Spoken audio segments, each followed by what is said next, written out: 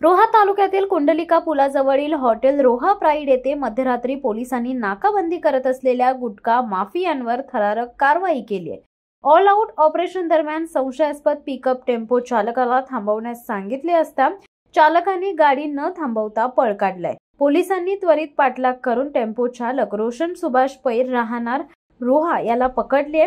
तपासात गाडीमध्ये लाखो रुपयांचा बेकायदेशीर गुटखा, विमल पान मसाला, V1 तंबाखू, तुलसी पान मसाला आढळून आलाय। यापैकी 2,64,380 रुपये किमतीचा मुद्देमाल जप्त करण्यात आलाय।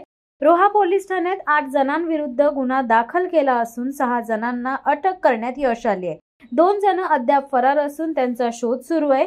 पोलिसांनी रोहे शहरातील 5 पानटपरी चालकांनाही ताब्यात घेत न्यायालयीन कारवाई केली आहे आणि त्यांना अलिबाग कारागृहात पाठवण्यात आले।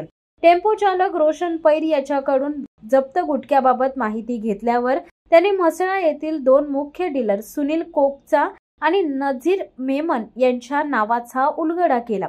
पोलिसांनी या माहितीच्या आधारे पुढील कारवाई सुरू ठेवली आहे। ऐन गणेश उत्सवाच्या मुहूर्तावर झालेल्या या कारवाईमुळे रोहा पोलिसांवर कौतुकाचा वर्षाव होत आहे। स्थानिक नागरिकांनीही या कठोर कारवाईचे स्वागत केले असून प्रशासनाकडून अशा कारवाया सातत्याने सुरू ठेवण्याची मागणी केली आहे। शिवसत्ता टाइम्ससाठी अक्षय जाधव, रोहा।